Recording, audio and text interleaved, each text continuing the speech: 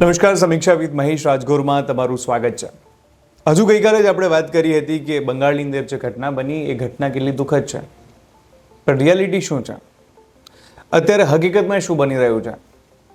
હકીકત તો એ છે કે 2-4 દિવસ તમને અને મને બધાને ગુસ્સો આવશે. હું 2 દિવસ આના વિશે વાત કરીશ અને અમે પણ ભૂલી જઈશું, કારણ કે અમારે પણ બીજા કામ હોય છે અને તમારે પણ બીજા કામ હોય છે. પણ થઈ શું રહ્યું છે? 2 રામ. રામના નામ તો બહુ પવિત્ર છે, પણ કેટલાક આવા લોકો પડ્યા છે જેમણે રામનું નામ પણ બદનામ કર્યું છે. એક આશારામ અને બીજા રામ રહીમ, બંને બાબાઓ કન્વિક્ટ થયેલા છે બળાત્કારના આરોપોની અંદર.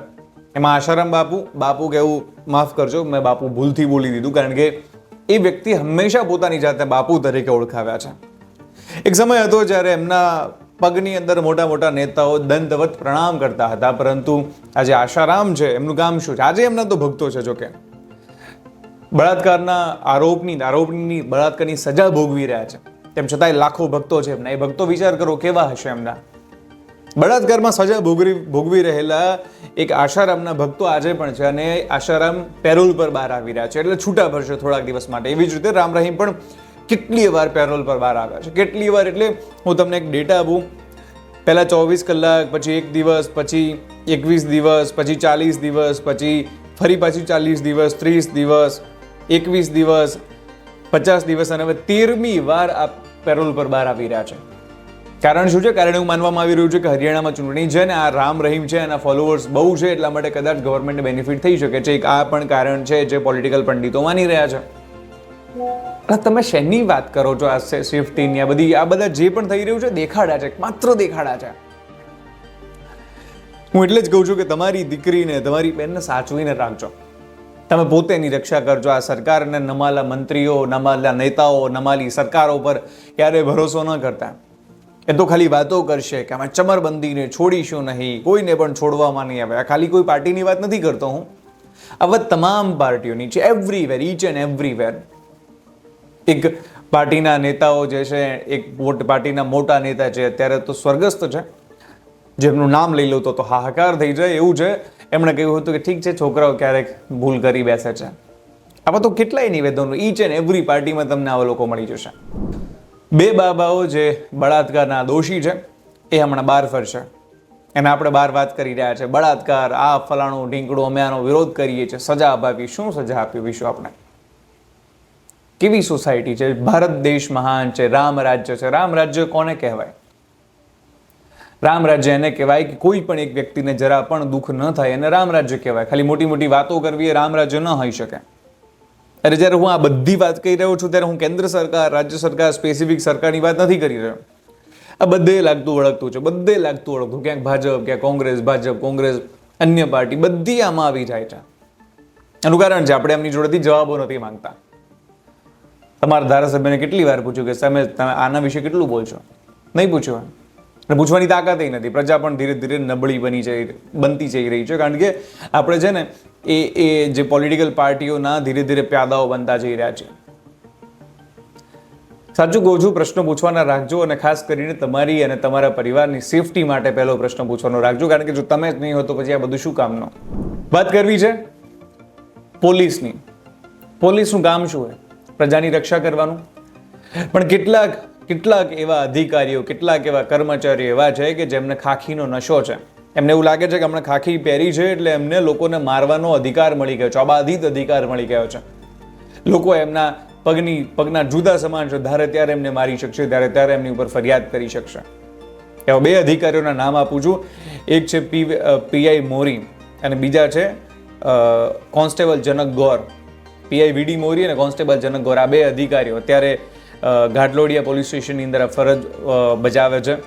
આ બંને લોકોએ ક્રાઇમ બ્રાન્ચના કોન્સ્ટેબલની વાત કરીએ તો 2 લોકોને ક્રાઇમ બ્રાન્ચના કોન્સ્ટેબલ જનક ગોરે રોંગ સાઈડમાં જતા હતા, રોક્યા અને ઓફિસે લઈ ગયા. તેમની સાથે ઝઘડો કરી ઢોર મારવામાં આવ્યો.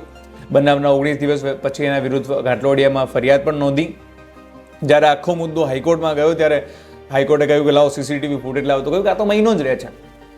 ગૃહમંત્રી હર્ષ સંઘવી આવી બાબતોમાં કેમ ચૂપ રહે છે? કેમ આવા અધિકારીઓને એવું નથી કહેતા?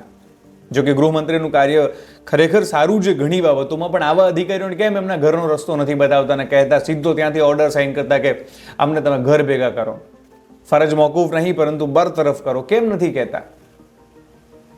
આ અધિકારીઓ એમની કેટલી હિંમત કે આવી રીતે લોકોને લઈને પોલીસ સ્ટેશનમાં લઈને ઢસડીને લઈ જવાના અને માર મારવાનો કોણે અધિકાર આપ્યો છે એમને? કયા બંધારણમાં? કેમ બંધારણની કલમ નંબર 21 ભૂલી જાઓ છો કે ભારતના દરેક નાગરિકને સન્માનપૂર્વક જીવવાનો અધિકાર છે? આ તો મુદ્દો હાઈકોર્ટ સુધી ગયો. બાકી કેટલા લોકોની હિંમત છે હાઈકોર્ટે જવાની અને કોનો સમય છે, કોની એટલી ઓકાત રહી છે કે હાઈકોર્ટ જઈ શકે?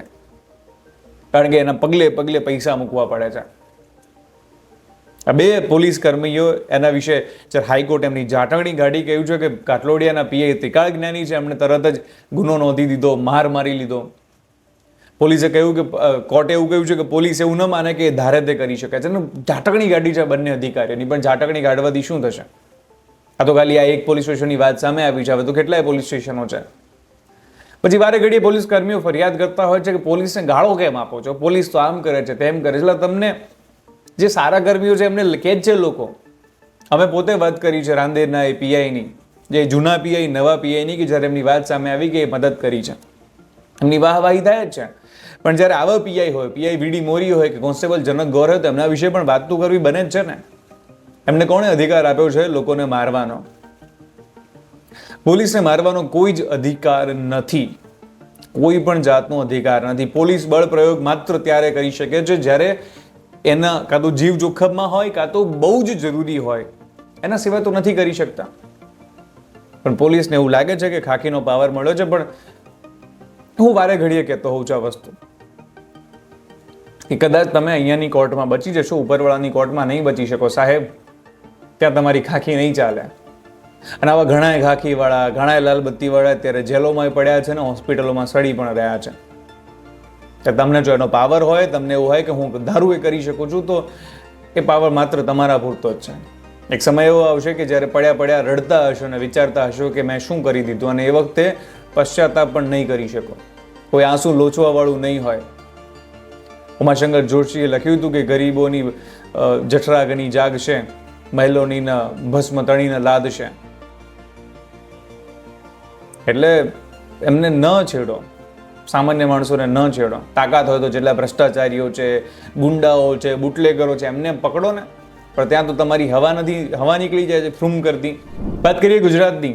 ગુજરાતમાં મોટી મોટી વાતો થાય છે. ગુજરાતમાં એવું કહે છે કે કુપોષણ માટે થઈને દૂધ સંજીવની, દૂધ પીવડાવીએ, બાલભોગ આપીએ. સરકાર પ્રયાસો તો કરે છે, પણ એ બાલભોગ અને દૂધ જાય છે ક્યાં? એ કોણ પીવે છે જેના લીધે થઈને બાળકોનું કુપોષણ દૂર થતું નથી? કેન્દ્ર સરકારે 2879 કરોડ રૂપિયા ફાળવ્યા, તેમ છતાં પણ હજુ સુધી ગુજરાતમાં કુપોષણનું ચિત્ર સુધર્યું નથી. સરકાર પ્રયાસ કરી રહી છે, એ બાબતે સરકારને ચોક્કસથી ધન્યવાદ આપવા જોઈએ. દૂધ સંજીવની જેવી યોજના કાઢી જેમાં ડાયરેક્ટલી દૂધ પહોંચાડી શકાય, પરંતુ એ દૂધ જાય છે ક્યાં?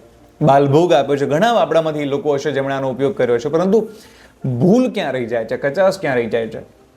સરકારનો પણ દોષ આપવામાં એ હદે નથી કે એ કંઈ કરતી નથી. સરકાર પ્રયાસ કરે છે, બટ રિયાલિટી શું છે?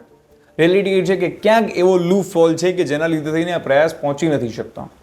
સરકારે આ બાબતે ધ્યાન દોરવું જોઈએ કે જેટલી પણ આવી લૂપ ફોલ છે એ દૂર થાય, અને જેટલા પણ બાળકો કુપોષિત છે, સરકાર એમની માટે જે પ્રયાસો કરે છે એમના સુધી પહોંચે, ડાયરેક્ટ બેનિફિટ પહોંચે. નિર્મલા સીતારામન, મોદી સરકારની અંદર અત્યાર સુધી જેટલા પણ નાણામંત્રીઓ રહ્યા છે, કદાચ એમાંથી કોઈ એક મંત્રી, એક નાણામંત્રી એવા હોય કે જેને કોમન મેન ખરેખર આમ એક ધૃણાની નજરે જુએ છે, તો એ વ્યક્તિ બીજો કોઈ નિર્મલા સીતારામન છે. કારણ કે એમણે જેવા પ્રકારના નિર્ણયો લીધા, અલગ અલગ વસ્તુ ઉપર ટેક્સ ઉપર ટેક્સ નાખ્યા, જેને લઈને એમણે એક જગ્યાએ ભાષણ આપતા કહ્યું કે એમની તો ઈચ્છા એવી છે કે ટેક્સો શૂન્ય કરી દઉં, પણ આવક તો જોઈશે ને. સાચી વાત છે, નાણામંત્રીની આવક. નાણામંત્રીને પણ જોવું જોઈએ કે આવક ક્યાંથી આવે, એને ક્યાં વાપરવી. પરંતુ ઘણીવાર એવું લાગે છે કે છે ને, સરકાર જે જગ્યાએથી પૈસા બચાવવાના હોય ત્યાં બચાવતી નથી, અને પ્રજા ઉપર પૈસાનો જે છે આ ટોપલો પૂરેપૂરો ઢોળી દેવામાં આવે છે, ટેક્સ ઉપર ટેક્સ નાખવામાં આવે છે. સરકારે પણ કરકસર કરવી જોઈએ ને. સરકારને ક્યારે તમે જોઈ કરકસર કરતા? નવી નવી ગાડીઓ લેવાની, નવા તાઇફાઓ કરવાના, નવી એડવર્ટાઇઝમેન્ટ આપવાની, એક બેનરની બાજુમાં સેમ ટુ સેમ બીજું બેનર બાજુમાં, બે બેનરના પૈસા કોણ આપશે? આવી તો ઘણી યોજનાઓમાં તમે જોતા હશો. તો નાણામંત્રીએ એ પણ ધ્યાન આપવું જોઈએ કે આવા ખોટા ખર્ચાઓ ન થાય. ખોટા ખર્ચાઓને દૂર કરીને પ્રજા ઉપર બને એટલું ભારણ ઓછું નાખવું જોઈએ. જોકે નાણામંત્રીનું એવું કહેવું છે કે એમની તો ઈચ્છા છે કે ટેક્સ શૂન્ય કરી દો, પણ મેડમ ટેક્સ શૂન્ય ના કરો તો વાંધો નહીં, પણ એટલીસ્ટ થોડો તો ઓછો કરો જેથી પ્રજાને રાહત રહે. બાકી આવી જ રીતે ટેક્સ શૂન્ય કરી દેશે ને એવું કંઈક કરી દેશે કે જેના લીધે દેશનો ઉદ્ધાર થાય. તો આ દેશ હંમેશા નિર્મલા સીતારામનને યાદ રાખશે એક સારા નાણામંત્રી તરીકે, નહીંતર અત્યાર સુધી જેવી એમની છાપ છે એ તો તમે બધા જાણો જ છો. તો આશા રાખું છું કે આપ સૌને આજનું સમીક્ષા ગમ્યું હશે. સમીક્ષા ગમ્યું હોય તો કમેન્ટ કરવાનું ભૂલતા નહીં. સાથે જ તમે આખો જો આ વિડીયો જોયો છો તો નીચે કમેન્ટ કરો તમને આગળ વધારે સમીક્ષામાં શું જોઈએ છે, કયા મુદ્દા ઉપર વધારે વાત કરવી છે. આવી જ રીતે હું તમને મળતો રહીશ માધ્યમ ઉપર. ધન્યવાદ.